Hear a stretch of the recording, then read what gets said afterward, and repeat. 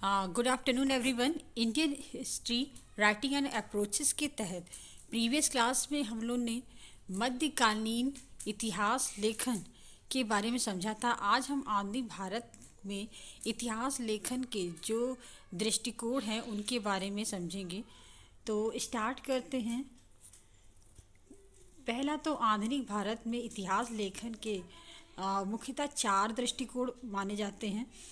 पहला होता है औपनिवेशिक उपागम, और दूसरा होता है राष्ट्रवादी उपागम, तीसरा है मार्क्सवादी उपागम, चौथा है नवीन उपागम।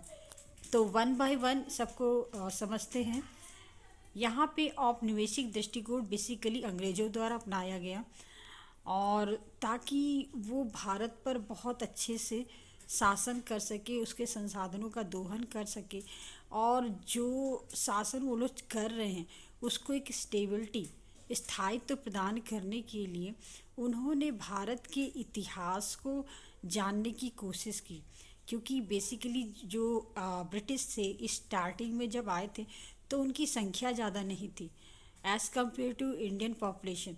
तो ऐसे में उनका विचार ये था कि अपने देश से लोगों को लाने की तुलना में, क्योंकि जो ब्रिटिश जिस एनवायरनमेंट में रहते थे और भारतीय एनवायरनमेंट दोनों ही एक दूसरे से काफ़ी डिफरेंट थे। तो ऐसे में किसी बाहरी को लाने से अच्छा था कि देश के ही व्यक्तियों को अपने रंग रूप में ढाल दिया जाए, और उनको जो भी उनको प्रशासनिक व्यवस्था को चलाने के लिए कर्मचारियों की ज़रूरत होती, तो इंडियंस को वो कम दाम पे और अपने रंग रूप में ढाल के, अपनी सभ्यता संस्कृति में ढाल के उन्हें काफ़ी कम दामों पे वो अपॉइंट करने से उनको काफ़ी फ़ायदा होता था। क्योंकि अपने देश का करेंगे तो उन्हें ज़्यादा पैसा पे करना पड़ेगा, साथ ही उनको लाने का खर्चा सो अलग, और यहाँ के नागरिकों को उससे कम दाम में अपने रंग रूप सभ्यता संस्कृति में ढाल के कम दामों पे वो अपॉइंट कर सकते थे एक से ज़्यादा, और वो ज़्यादा से ज़्यादा मिलते भी। तो ऐसे में अपनी नौकरशाही के लिए कर्मचारियों की चाहत उन्हें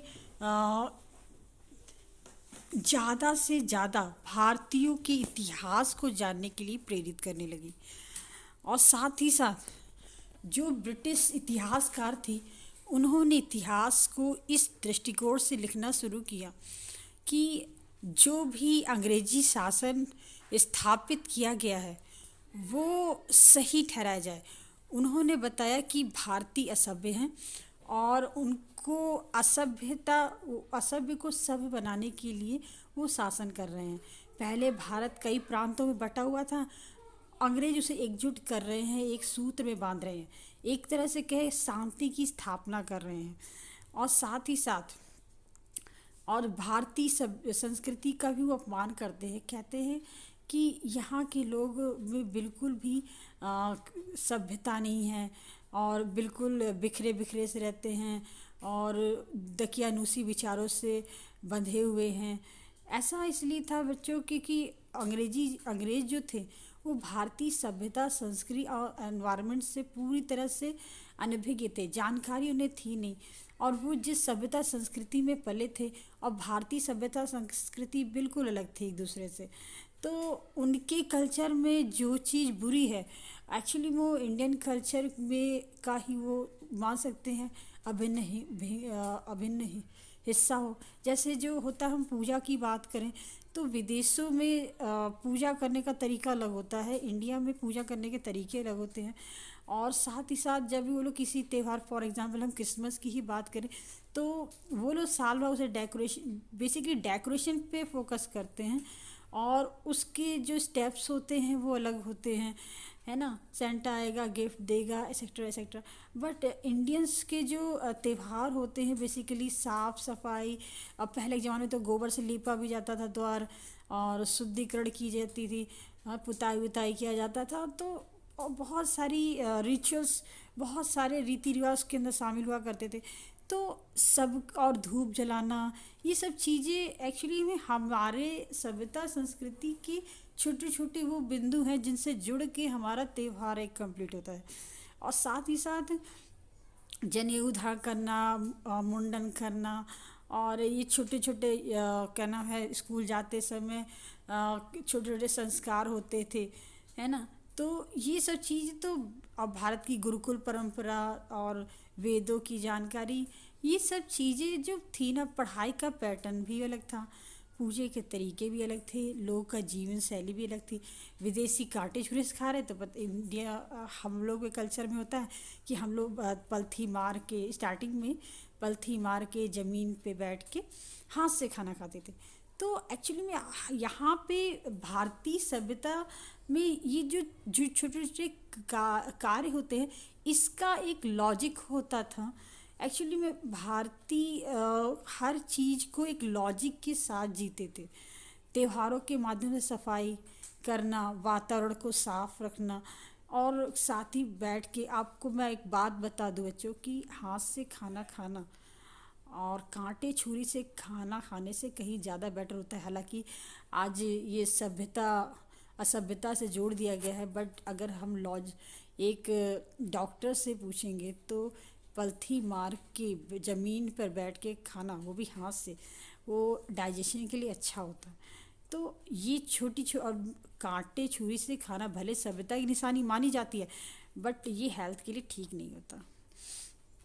और जो भी चीज़ें विदेशियों द्वारा लाई गई, बेसिकली खाने पीने के जो तरीके, है ना, तो इसमें कभी खड़े होके पानी पीना, ये भी बैड होता है। एक्चुअली हमेशा पानी कुर्सी में बैठ के पीना चाहिए, है ना। तो ये छोटी छोटी चीज़ें हमारी सभ्यता संस्कृति सिखाती हैं, है ना।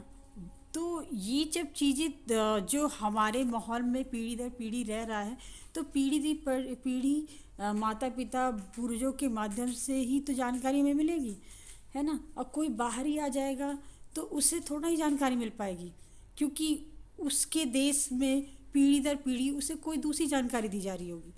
तो जब वो दूसरे बिल्कुल अलग एनवायरनमेंट में आएगा, तो उसे थोड़ा वो जानकारी होगी जो हमारे देश को होगी, के लोगों को होगी। तो वो भारतीय सभ्यता संस्कृति को बिल्कुल अलग नज़रिए से देखते थे। जैसा कि हमने आपको स्टार्टिंग में सभी धर्मों के आदर्श के बारे में बताया था, तो आप समझ ही गए होंगे कि सभी धर्मों के आदर्श अलग होते हैं, उसी आदर्श में वो लोग पले बड़े हैं।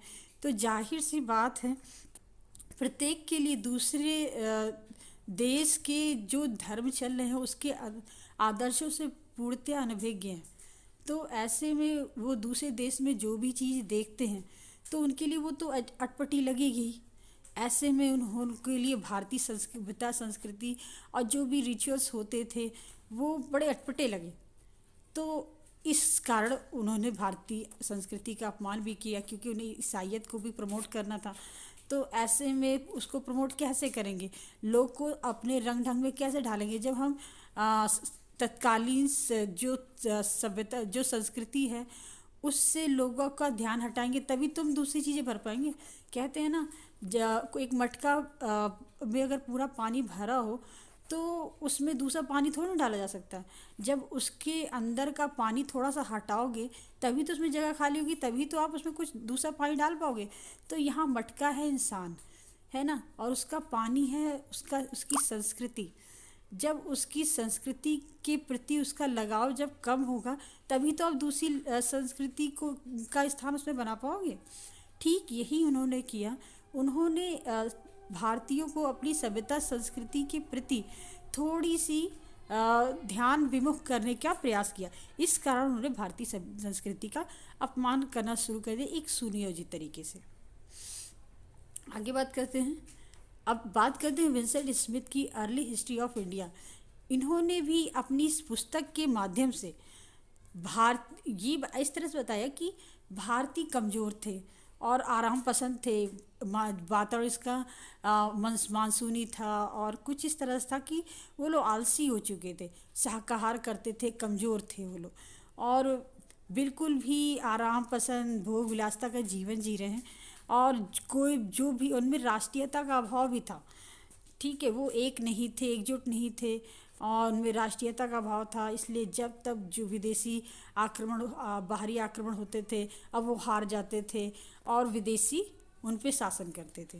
और सदैव हमेशा उनकी जो भी डिस्क्रिप्शंस होते थे उसमें हमेशा इस बात का ध्यान रखते थे कि जो बाह्य आक्रमण किए उसी को भारतीयों के सर्वोपरि रखना, मतलब कि उनको ग्रेट दिखाना और भारतीयों को उनके कंपैरिजन में कमज़ोर दिखाना। अब जाहिर सी बात है, जब कोई इतना कुछ बोलेगा तो जो भारतीय लोग होंगे उनको तो बर्दाश्त होगा नहीं, जो इस सभ्यता संस्कृति में पले बड़े हैं, जिनको यहाँ की बारीकियाँ पता हो, जो पीढ़ी दर पीढ़ी ज्ञान का स्रोत उन्हें मिला हो, जो हर बिंदु से जानते हों, तो उनको तो ये अजीब लगेगा ना। जैसे ही होता है ना, हमारे घर की बातें तो हम ही जानते हैं, अब कोई दूसरा आके बताने लगे तो आपको गुस्सा तो आएगी नहीं। तो क्या आप भी तो यही कहोगे ना, हम घर में रह रहे हैं, हम इतने सालों से घर को देख रहे हैं, हम सब समझ रहे हैं, तो ये बाहरी कैसे बता रहा है हमारे घर की, जो हमारे घर को दूर से देख रहा है और हमारे घर के बारे में बता रहा है कि हमारे घर में ऐसा ऐसा ऐसा ऐसा हो रहा है ना। तो बाहरी सिर्फ बाहरी तो एक ओवरव्यू लेके अपने डिस्क्रिप्शन देगा, जो बंदा उस घर में रहेगा वही तो उसकी समस्याओं को सही तरह समझ पाएगा। ठीक यही बात थी भारतीयों के लिए, वो घर उनका भारत है। अब भारत में रहने वाले निवासी, घर में रहने वाले निवासी, तो एक भारतीय अपने देश के लिए इतना सब कुछ कैसे बर्दाश्त कर पाता है। तो ऐसे ही कुछ राष्ट्रवादी लोग आगे आए और उन्होंने एक सुर में अंग्रेज़ों की इस दृष्टिकोण को पक्षपातपूर्ण बताया और एक इसके परिणामस्वरूप एक नई दृष्टिकोण का जन्म हुआ, जिसे राष्ट्रवादी दृष्टिकोण कहते हैं। ठीक है, और अब बात करते हैं औपनिवेशिक दृष्टिकोण को। बेसिकली हम 3 भागों में बांट सकते हैं। पहला प्राच्यवादी दृष्टिकोण, दूसरा उपयोगितावादी दृष्टिकोण और तीसरा धार्मिक दृष्टिकोण। ठीक है, तो अब हम 1 बाय 1 एक एक करके सभी दृष्टिकोणों को समझेंगे और उनके बीच के अंतर को समझेंगे। ठीक है, तो पहले बात करते हैं प्राच्यवादी दृष्टिकोण की। तो इसे एक रोमांटिक क्या नाम है, वर्णन भी कह सकते हैं, जो कि 18वीं सदी में किया गया। इसमें जो होता है ना, जो हमारी प्राचीन भारतीय इतिहास, एक्चुअली ये वो टाइम था जब अंग्रेज भारतीय सभ्यता संस्कृति को खोज रहे थे। ठीक है, जेम्स प्रिंसप ने जहाँ पर ब्राह्मी लिपि पढ़ के मौर्यों के इतिहास को खोजा, क्योंकि बेसिकली अशोक के तो सारे जितने भी अभिलेख थे वो ब्राह्मी लिपि में ही थे। और साथ ही साथ जो हमारे अन्य प्रमुख जैसे कि कनिंघम हो गए, तो ये हमारे पुरातात्विक अवशेषों को उन्होंने बहुत अच्छे से खोज निकाला और उसके आधार पर उन्होंने आर्कियोलॉजिकल सर्वे के 20 खंडों की रचना की। तो ये तो उपलब्धियाँ थी। तो कह सकते हैं प्राच्यवादी दृष्टिकोण भारतीयों को लुभाने के लिए था, इसलिए इसको रोमांटिक वर्णन भी कहते हैं, क्योंकि ये बेसिकली भारतीयों को लुभाने के लिए था। इसमें भारतीय सभ्यता संस्कृति खूब तारीफ की गई और साथ ही साथ इस लेखन शैली को थोड़ा सा स्वार्थ मुक्त रखा गया। इसका बेसिकली उद्देश्य यही था, एक नौकरशाही की स्थापना, लोगों को अपनी ओर अट्रैक्ट करना। लोग तभी आकर्षित हो गए जब हम उनकी तारीफ़ करेंगे। मैंने पहले ही कहा था बच्चों, तारीफ़ सबको पसंद होती है। तो यही भारतीयों तो कोई भी इससे अछूता नहीं होता है ना। तो ऐसे में अंग्रेज़ों ने भारतीयों की सभ्यता संस्कृति को की तारीफ़ करना शुरू कर दिया, जिससे कि उन्हें एक नौकरशाही के लिए कर्मचारी मिल सके, क्योंकि वो संख्या में कम थे। बट इसके साथ ही उन्होंने एक योगदान भी दिया। उन्हें 1784 में बंगाल एशियाटिक सोसाइटी की स्थापना की। ये इसलिए भी इम्पॉर्टेंट है क्योंकि भारतीयों के जितने भी साहित्य थे, सभ्यता संस्कृति का जितने भी स्रोत थे, उन सभी को यहाँ इकट्ठा किया जाता था और साथ ही साथ उनका अध्ययन किया जाता था। और जहाँ तक जितना अनुवाद हो सके ज़्यादा से ज़्यादा अनुवाद किया जाता था, ताकि भारतीयों के बारे में, उनकी सभ्यता संस्कृति के बारे में ज़्यादा से ज़्यादा समझा जा सके। और साथ ही आगे की जो बुद्धिजीवी, आधुनिक बुद्धिजीवी आए, उनको भी प्रॉपर सामग्री प्राप्त हो सके ताकि भारतीयों के बारे में जानने के लिए। तो इस तरह से प्राच्यवादियों का ये योगदान भी रहा कि उन्होंने बंगाल एशियाटिक सोसाइटी की स्थापना की और साथ ही भारतीयों की सभ्यता संस्कृति को की तारीफ हो तो उन्होंने अपने स्वार्थ को पूरा करने के लिए की, बट उनके योगदान को भी हम नहीं नकार सकते, है ना। तो अब हम बात करते हैं इसके दूसरे दृष्टिकोण की, जिसका नाम है उपयोगितावादी दृष्टिकोण। ये दृष्टिकोण के मायने बस थोड़े से अलग इसलिए हो जाते हैं क्योंकि इसे 19वीं सदी के नवीन चिंतक बेंथम विल की, जो कि इंग्लैंड के थे, उनकी एक नीति थी कि उनका प्रयास ये था अधिकतम लोगों का अधिकतम सुख, ये उनकी एक नीति थी। इसी नीति को इसमें पालन किया गया। और अब पहले तो हम प्राच्यवादी दृष्टिकोण में भारतीयों की सभ्यता संस्कृति की तारीफ कर रहे हैं, और अब हम भारतीय जो सभ्यता है, संस्कृति और समाज की को निकृष्ट बता रहे हैं। वही कि भारतीय असभ्य हैं और उन्हें बहुत कमज़ोर हैं, आराम पसंद है, विलासी हैं, और उनकी पढ़ाई जो वो पढ़ते हैं वो बेहतरीन नहीं है, और जो उनको संस्कार दिए रहे वो बेहतरीन नहीं है। तो ऐसे में उन्होंने पश्चिमी शिक्षा को भारत में लागू करने पे जोर दिया, ताकि पश्चिमी सभ्यता संस्कृति में लोग ढल सके और उनके शब्दों में वो सभ्य हो सके। अभी जो उन्हें कह सकते हैं ना, अभी पहले तो स्टार्टिंग में जिस सभ्यता संस्कृति की वो तारीफ कर रहे थे कर्मचारियों को भर्ती करने के लिए, और जब कर्मचारी भर्ती हो गए, अब उनके मन को किस तरह से अपने रंग ढंग में कैसे डाला जाए, तो पश्चिमी शिक्षा पे जोर देके। तो इससे क्या होगा, पश्चिमी शिक्षा बेसिकली कहाँ की है, इंग्लैंड की ही होगी, ब्रिटेन की होगी। वहाँ की जो धार्मिक आदर्श है उसमें बुनी हुई होगी। तो जब ऐसे कल्चर को व्यक्ति पढ़ेगा तो वो बेसिकली उसी रंग ढंग में डूबेगा, तो ऐसा उनका मानना था। तो बेंथम विल ने फिर अपनी अधिकतम लोग के अधिकतम सुख की पॉलिसी को अपनाते हुए पश्चिमी शिक्षा पे जोर दिया और इसे ज़्यादा से ज़्यादा भारत में लागू करने पे बल दिया। और अब बात करते हैं उपयोगितावादी दृष्टिकोण के जो प्रमुख विचारक हैं, जिनका नाम जेम्स मिल है। उन्होंने एक पुस्तक लिखी जो काफ़ी इम्पोर्टेंट हो जाती है, क्योंकि इस पुस्तक का नाम है हिस्ट्री ऑफ ब्रिटिश इंडिया। उन्होंने इसके माध्यम से बताया कि जो भारतीय इतिहास का जो काल है उसे सांप्रदायिकता के आधार पे बांटा जा सकता है। और कितने भागों में बांटा जा सकता है? पहला हिंदू काल, दूसरा मुस्लिम काल और तीसरा ब्रिटिश काल। तो अब सोचने वाली बात है, तो उनका ये मानना था कि भारतीय कमज़ोर होते हैं, उनमें राष्ट्रीयता का अभाव है, और साथ ही साथ वो इतने कमज़ोर हैं कि जो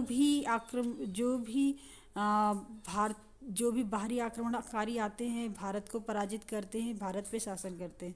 मतलब भारतीयों का खुद का कोई वजूद है नहीं, वो हैं कमज़ोर, और उन्हें इतने कमज़ोर हैं कि उनका भला तभी होगा जब कोई बाहरी शासक आएगा और उन पे राज करेगा, उन्हें एक सूत्र में बांधेगा। बताओ, ऐसा खुद का तो कोई वैल्यू नहीं रह गई, मतलब खुद का कोई वजूद नहीं। इतना कमज़ोर उन्होंने बताने की कोशिश की, है ना। और ये सबसे ज़्यादा इसमें हंसी की बात तो ये हो जाती है कि जिस जेम्स मिल ने भारत संबंधी विवरणों की ये पुस्तक लिखी है वो कभी भारत आया ही नहीं, और उसके जो भी विवरण इसमें शामिल हैं वो भारतीय गवर्नर, जो भी डिटेल्स थे, जो भी कागज़ थे, भारत विषयक विवरण थे, जो कि गवर्नर जनरलों द्वारा विभिन्न सोर्सेस के थ्रू जो उन्हें प्राप्त हुए थे, उन्हीं के अध्ययन करके उन्होंने हिस्ट्री ऑफ ब्रिटिश इंडिया लिखी। बट ये इम्पोर्टेंट इसलिए भी हो जाती है क्योंकि इसने प्राचीन काल से लेके आधुनिक काल तक जो भी घटनाएं हैं उनको क्रमवार लिखने की कोशिश की गई है, तो इस दृष्टि से इम्पोर्टेंट हो जाती है। बट अब बात करते हैं हिंदू काल, मुस्लिम काल, ब्रिटिश काल, तो आपको पता होगा कि जब हिंदू काल जैसा कि मानते हैं प्राचीन काल में, तो सिर्फ हिंदू ही राजा थे, ऐसा तो नहीं है। तब तो बौद्ध धर्म भी था, जैन धर्म भी था। तो क्या इनका कोई अस्तित्व नहीं था? क्या ये नहीं थे? ये भी तो थे। तो हम सिर्फ हिंदू को ही शासन कहे, ये ठीक तो नहीं था। उसमें दक्षिण भारत में क्या शासन नहीं चल रहे थे, है ना? तो क्या अन्य राजवंश काम नहीं थे? सिर्फ हिंदू ही चल रहे थे पूरे भारत में। तो सिर्फ हिंदू शासन कहना क्या ठीक होगा, तार्किक होगा? और अब बात करते हैं मुस्लिम काल की, मध्यकाल की। तो क्या सिर्फ भारत में उस समय सिर्फ मुस्लिम ही शासन कर रहे थे? सल्तनत क्या क्या हिमालय से लेकर कन्याकुमारी तक था? ऐसा तो नहीं है ना। उत्तर में हमारा सल्तनत काल हो या मुगल काल हो, है ना, उससे रिलेटेड शासक थे। तो अन्य क्षेत्रों में हिंदू शासक भी तो थे, है ना, अन्य धर्मों के शासक भी तो थे। तो सिर्फ ये कहना क्या मध्यकाल में सिर्फ मुस्लिम ही शासक थे और कोई शासन नहीं कर रहा था? और अब बात ब्रिटिश काल की भी करें, तो क्या संपूर्ण भारत में क्या अंग्रेजी शासन कर रहे थे? क्या कोई दूसरा नहीं शासन कर रहा था? छुटपुट ही सही, क्या वो स्वतंत्र रूप से शासन नहीं कर रहे थे? तो इस साम्राज्यवादी आधार पे बांटना क्या तार्किक होगा? तो ये बात भी है कि हाँ, इनकी बातें पूर्णतया तथ्यों पे नहीं उतरती, जिसका राष्ट्रवादी इतिहासकारों ने पुरजोर विरोध भी किया है। अब बात करते हैं धार्मिक दृष्टिकोण की।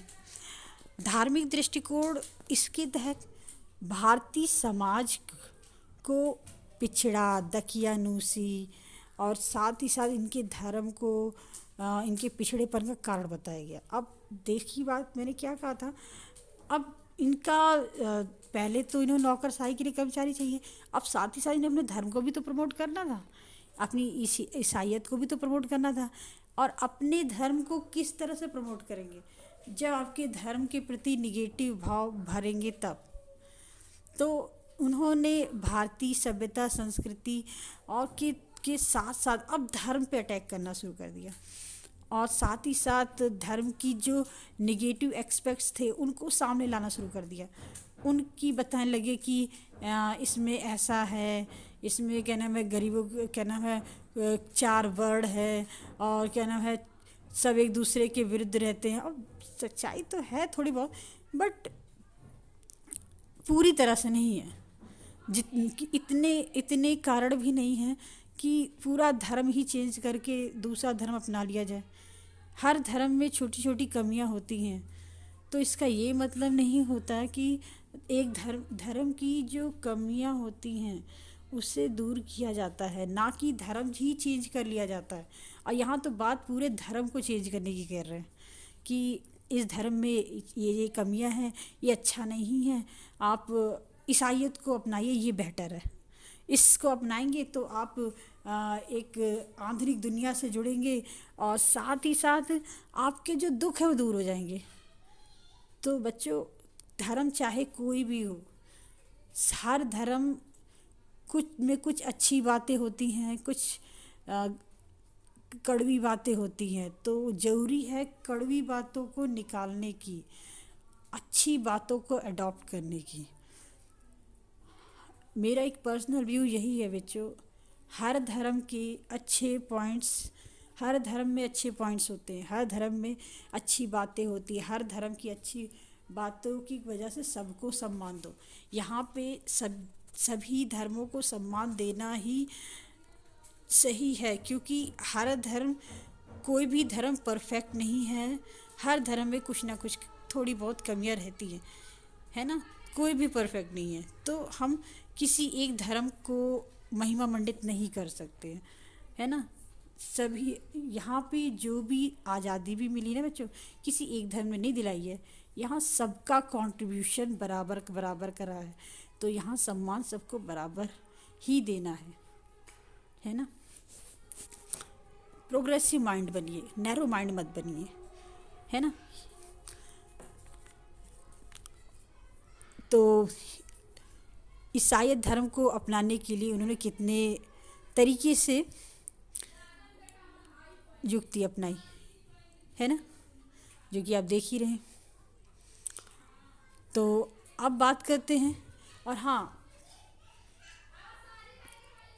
ऐसा नहीं है कि अंग्रेज़ों और हाँ, ये भी बताते हैं कि हमारा ये जो शासन है ये वरदान है, और क्योंकि हम अच्छी बातों को आपको सिखा रहे हैं, आपके देश में शांति ला रहे हैं, तो आपको, आप कमज़ोर हो और हमसे, हमारे शासन में आकर ईसाइयत को अपनाकर हमारे अच्छे शासन का लाभ उठाइए, हैं।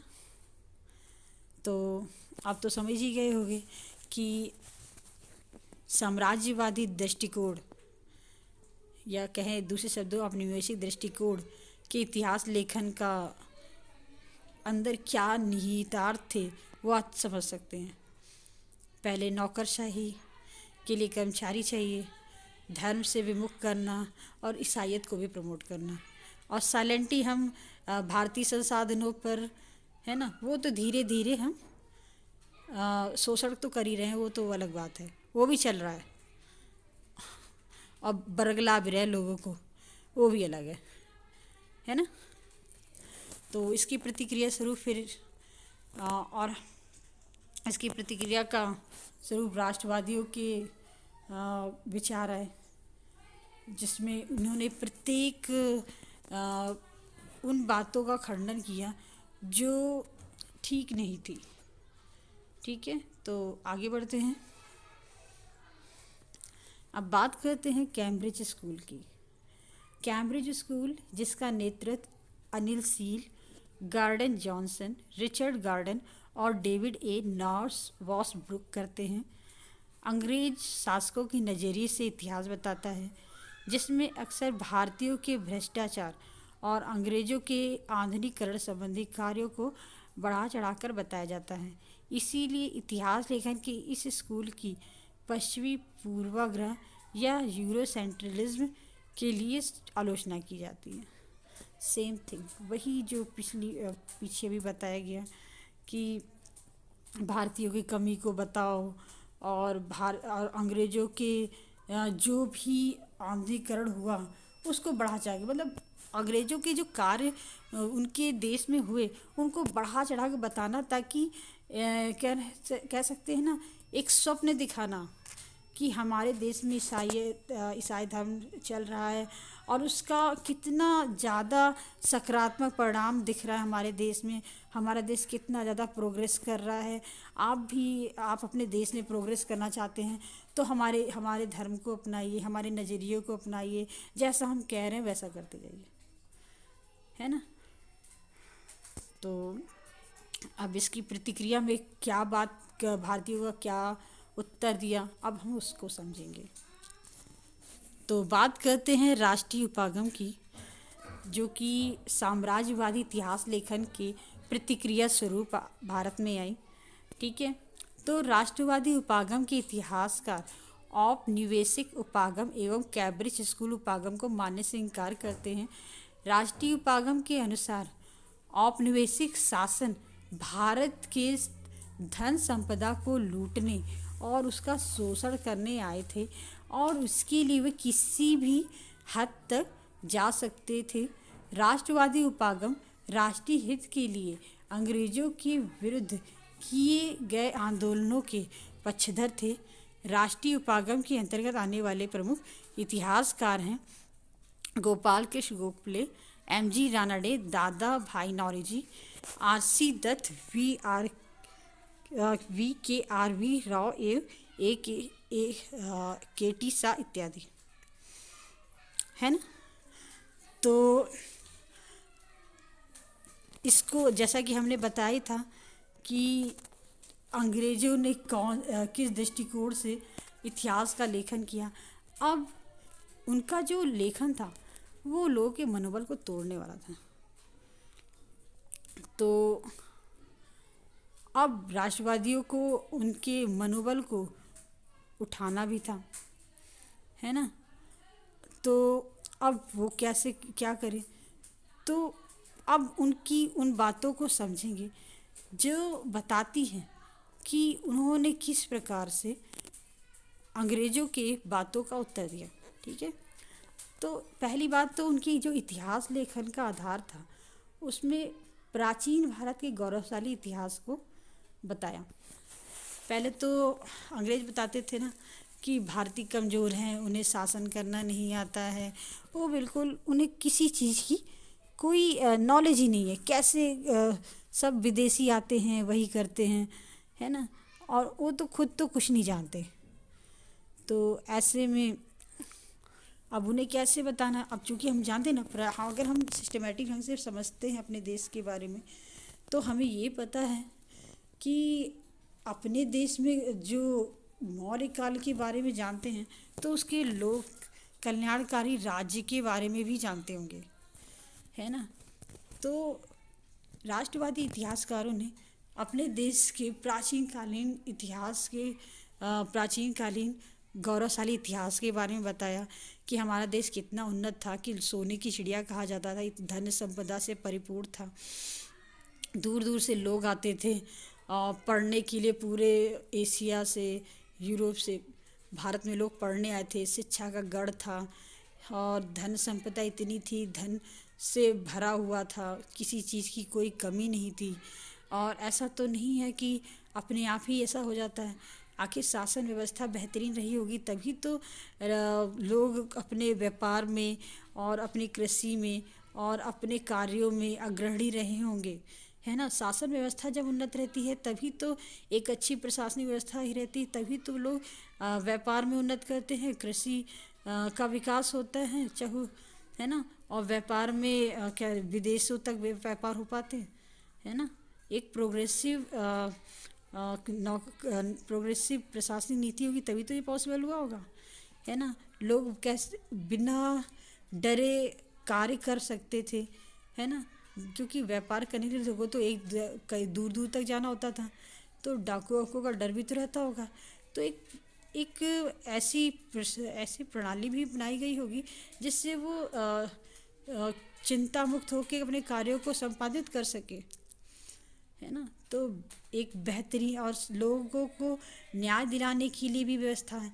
तो अगर मौर्य काल के बारे में हम समझते हैं तो हमें पता होगा कि मौर्य काल में सबके लिए पूरी प्रशासनिक व्यवस्था को सुचारू ढंग से चलाने के लिए एक सुदृढ़ नौकरशाही का निर्माण किया गया था और उनको न्याय दिलाने के लिए न्यायाधीश की व्यवस्था।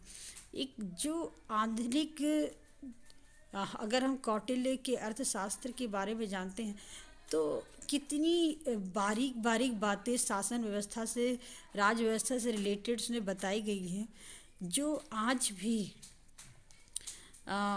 मानक पुस्तक मानी जाती है। आज भी लोग उससे सीखते हैं। चाणक्य का नाम ही काफ़ी होता है, आज भी बच्चा बच्चा जानता है ना। तो उन्होंने राज व्यवस्था के बारे में जो किताबें, जो भी जानकारी दी, आज भी उन्हें लोग मानते हैं, समझते हैं, आज भी पढ़ते हैं। और अगर हम बात गुप्तों की करें तो गुप्तों की उपलब्धियों के कारण उनको इस काल को स्वर्ण काल भी कहा जाता है ना। सोने के सिक्के चढ़ाए जाते थे, है ना। हर चहुमुखी विकास हो रहा था। तो ऐसे में क्या कमज़ोर लोग कर सकते हैं? और एक लंबे अंतराल तक कोई भी विदेशी भारत पे जीत ही नहीं पाया। तो कमज़ोर लोग क्या ऐसा कर सकते हैं? लोग एकता का एक दूसरे को बस संगठित ना रह सके जिसके कारण उनके पतन हुआ, एकजुट ना हो सके, ये था उनके पतन के कारण।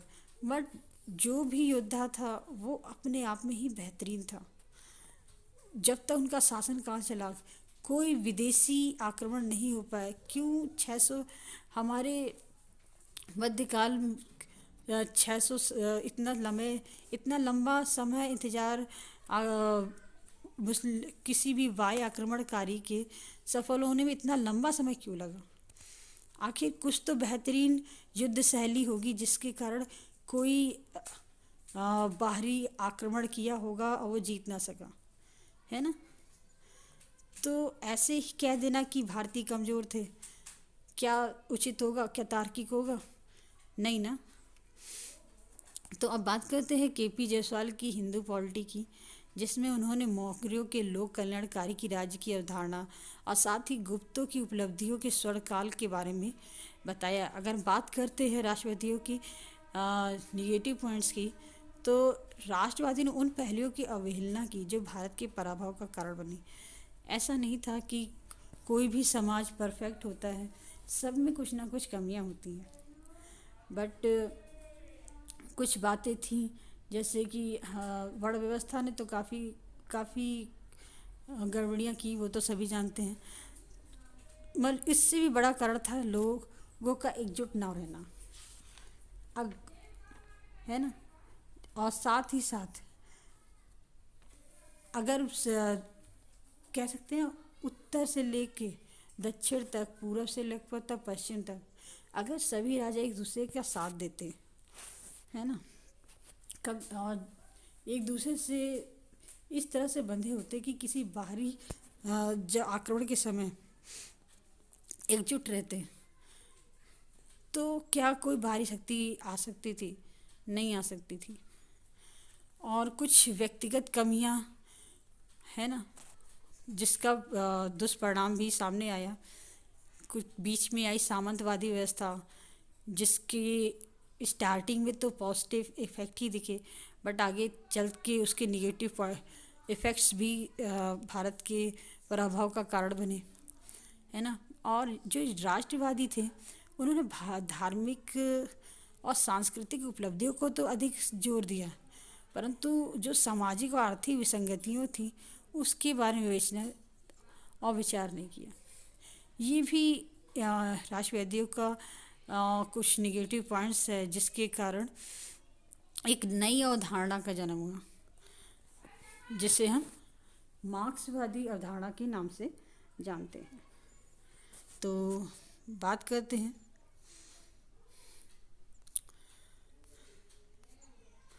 मार्क्सवादी उपागम के बारे में।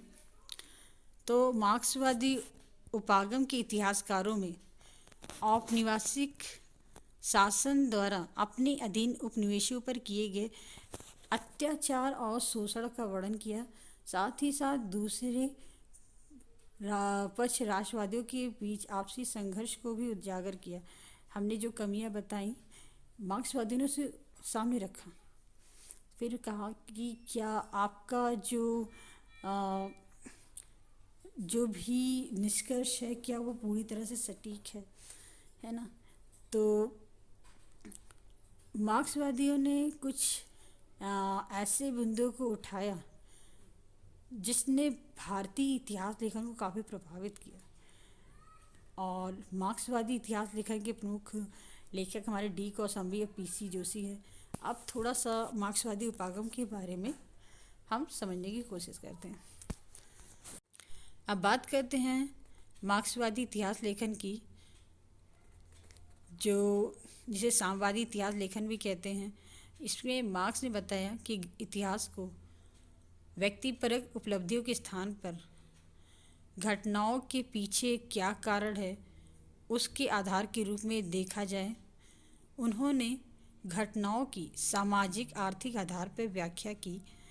मार्क्स के इतिहास लेखन की दो आधार थे। पहला द्वंद्वात्मक भौतिकवाद, दूसरा वर्ग संघर्ष। द्वंद्वात्मक भौतिकवाद में उन्होंने बताया कि जो संपत्ति अर्थात भौतिकता है उस पर अधिकार करने के लिए हमेशा एक संघर्ष होता है। संघर्ष दो वर्गों के बीच होता है, एक अमीर एक गरीब। यहाँ पे अमीर से तात्पर्य राजा, सरकार, इन सब से है, और जो गरीब से तात्पर्य हमारी आम जनता से है ना। तो यहाँ पर हमेशा संपत्ति के लिए एक संघर्ष होता है। धर्म, राष्ट्रवाद एवं सरकार सभी संपत्ति पर अधिकार बनाए रखने के माध्यम हैं। वहीं दूसरा सिद्धांत के अनुसार अमीर और गरीब के मध्य हमेशा संघर्ष होता है। और मार्क्स कहते हैं कि दुनिया के जो भी मजदूर हैं उन्हें एकजुट हो जाना चाहिए और साथ ही एक वर्गहीन समाज की स्थापना करनी चाहिए। तो समझ में आ गया। भौतिकवाद से तात्पर्य ये है कि जैसा कि हम जानते हैं कि जो पहले के ज़माने में हो, चाहे प्राचीन काल हो चाहे मध्यकाल हो, है ना, तो राजा के अधीन संपूर्ण क्षेत्र होता था। कह सकते हैं भूमि का संपूर्ण साम्राज्य का सर्वोपरि होता था। और जो राजा और उसकी राजा की जो नौकरशाही थी और उसकी सेना, जो भी अधिशेष होता था, जो कि टैक्स वैक्स होता था, उस पे अधिकार करता था, उसका मालिक होता था। और लोग राजा की बात मानने के लिए बाध्य भी होते थे, है ना। जैसा कि हम जानते हैं आज भी हम आज हो या पहले, जब आप कृषि करते होगे तो आपने पढ़ा होगा कि अपनी उपज का आधा हिस्सा या 1/3 1/10 कर देना पड़ता था। चाहे मुगल के बारे में हमने पढ़ा हो, है ना, चाहे सल्तनत काल के बारे में हमने पढ़ा हो, तो अपनी उपज का एक हिस्सा राजा को देना ही पड़ता था। तो एक तरह से कह सकते हैं अपना एक अधिशेष जिस पर राजा का अधिकार होता था, और इसे देने के लिए लोग बाध्य भी होते थे, है ना, क्योंकि जो संपूर्ण साम्राज्य का सर्वोपरि कौन है? राजा। तो यहाँ पे क्या हो रहा है? यहाँ दो वर्ग बन गए, राजा और किसान जो काम कर रहे हैं, है ना। टैक्स तो सभी देते थे, चाहे व्यापारी हों चाहे कृषि कर रहे हों। तो दो वर्ग हो गए, एक वो जो वसूली कर रहा है और दूसरा वो जो दे रहा है ना। तो एक तरह से इन दोनों के मध्य हमेशा एक संघर्ष होता है ना। और ये संघर्ष क्या है? ये संघर्ष ये है कि नीचे वाले से कितना ऊपर वाला वसूल ले। और राजा ऐसा करने के लिए फ्री भी है, वो बढ़ा भी सकता है, घटा भी सकता है ना। तो वो अपनी इच्छा का पूरी तरह से मालिक है, और नीचे वाला कुछ नहीं कर पाएगा क्योंकि वो उसके अधीन है ना। तो एक मतभेद जरूर होंगे कि कभी कभी एक मतभेद उठेंगे, छुटपुट विद्रोह होंगे, बट कंप्लीटली तो विद्रोह नहीं होंगे ना। एक समय कितना भी विद्रोह होगे, राजा दबा ही देगा।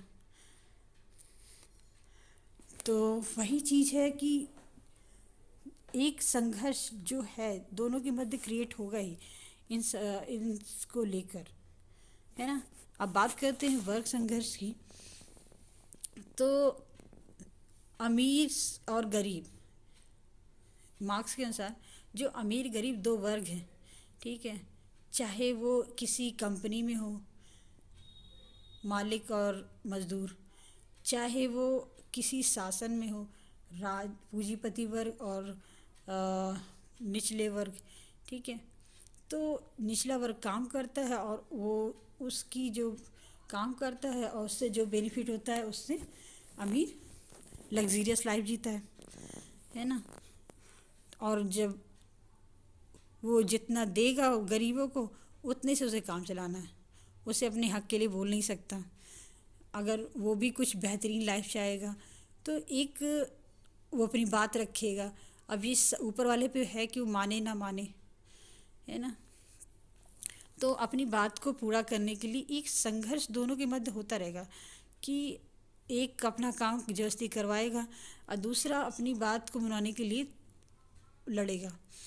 तो ऐसा करने के लिए मार्क्स प्रेरित करते हैं कि अपने हक के लिए लड़ो और अपने हक को प्राप्त करो, क्योंकि हम इंसान हमें एक पैसे दे रहे हैं तो हम अपना काम दे रहे हैं, और हमारी भी एक व्यक्ति है, हमारी भी एक आज़ादी है, और उसके आगे वो हमारे अधिकारों का हनन नहीं कर सकता। अपने अधिकारों के लिए लड़ना के लिए प्रेरित करते हैं, है ना। तो वर्ग संघर्ष क्या है? अमीर गरीब के मध्य एक संघर्ष जिसमें मजदूरों को अपने अधिकारों के लिए लड़ना है ना। तो बात करते हैं भारत में मार्क्सवादी इतिहास लेखन की शुरुआत डी कौशाम्बी ने की थी।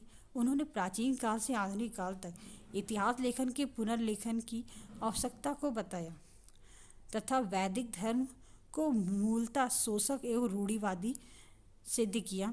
उन्होंने बताया वर्ण व्यवस्था मूलतः कुछ लोगों द्वारा समस्त उत्पादन पर कब्जा बनाए रखने का प्रयास मात्र है, जैसे कि हमने आपको स्टार्टिंग की क्लास में बताया था जब मैंने यज्ञ के बारे में बताए थे तब, है ना। और साथ ही साथ अब हम और भी बात करते हैं इस पर कि मार्क्सवादी की जो प्रमुख इतिहासकार हैं, अगर उनकी बात करें तो उनके नाम हैं DN झा, रोमिला थापर, मोहम्मद हबीब और इरफान हबीबादी। ठीक है। तो और मार्क्सवादी इतिहास लेखन का सबसे बड़ा दोष जानते क्या है? उसका सबसे बड़ा दोष ये है कि वो सांचे के आधार पर व्याख्या करते हैं, है ना। घटना से सांचा अधिक महत्वपूर्ण हो जाता है। इससे अनेक प्रकार की विसंगतियाँ उत्पन्न हो जाती हैं। जीवन के प्रत्येक पहलू को हम आर्थिक आधार पर व्याख्या नहीं करते। मतलब कहने का मतलब है उसमें जो भी घटना है उसको वो लोग आर्थिक आधार पर देखने की कोशिश करते हैं। बट चाहे जीवन, हम जानते हैं कि हम अपने जीवन की छोटी बड़ी हर बातों के लिए हम आर्थिक आधार तो नहीं बनाएंगे ना। जैसे कि आज हमारा टीवी देखने का मन है ना, ये तो मूड पे डिपेंड करता है। इसमें हमारे पास पैसे कम थे इसलिए हम टीवी नहीं देख रहे हैं, तो ऐसा तो नहीं है ना, मूड पे डिपेंड कर रहा है। मूड है देखने का तो देखेंगे, तो यहाँ तो मूड हो गया ना। तो यही चीज़ है, जैसे कि ऐसी ही छोटी छोटी बातों को अगर हम ध्यान में रखें, जैसे कि बात करते हैं कपड़ा है, छोटा ले लिया है, छोटा आ गया या साइज़ में छोटा हो गया, तो अब ये तो नहीं कहेंगे हमारे पास पैसे कम थे इसलिए छोटे कपड़े ले लिए, ऐसा तो नहीं कहेंगे। ऑर्डर किया था, छोटे कपड़े आ गए। चाहे छोटा लो चाहे बड़ा हो, प्राइस तो फिक्स है। तो इसके लिए हम ये तो नहीं कहेंगे ना कि अरे नहीं पैसे कम थे इसीलिए हमारा ऑर्डर छोटा बड़ा आ गया। तो इसी तरह से ज़िंदगी के हर एक पहलू को हम आर्थिक आधार पर नहीं मेज़र कर सकते, तो हर घटनाओं को हम आर्थिक आधार पर कैसे मेज़र कर ले। पर मार्क्सवादी इतिहास लेखन की बस यही एक ड्रॉबैक है कि उन्होंने हर घटनाओं को आर्थिक आधार के सांचे के आधार पर देखना चाहा, तो जो कि बस यही जिसकी वजह से ये पूर्णतः मान्यता को प्राप्त नहीं कर पाया। तो अब बात करते हैं सबाल्टर्न थ्योरी की। जिसमें गरीब जनता, किसान, मजदूर, दलित, स्त्रियों आदि की स्थितियों का अध्ययन किया जाता है, जो कि अभी तक राजाओं के बारे में, उसके साथ उनके चरित्र के बारे में, उनकी गतिविधियों के बारे में और उनके शासन व्यवस्था से इनकी प्रशासनिक नीतियों के बारे में, तो जो भी इतिहास का लेखन था राजा के इर्द गिर्द घूम रहा था, उसकी सहयोगियों के इर्द गिर्द घूम रहा था। और इस सबाल्टर्न इतिहास दृष्टिकोण में इसमें निचले स्तर को भी इम्पोर्टेंस दिया गया है और निचले स्तर की स्थितियों का अध्ययन पर जोर दिया गया है। इसी पर अजीत गुहा की पुस्तक elementary aspects of peasant incident in colonial India सामने है, जो इस बात को स्पष्ट करती है।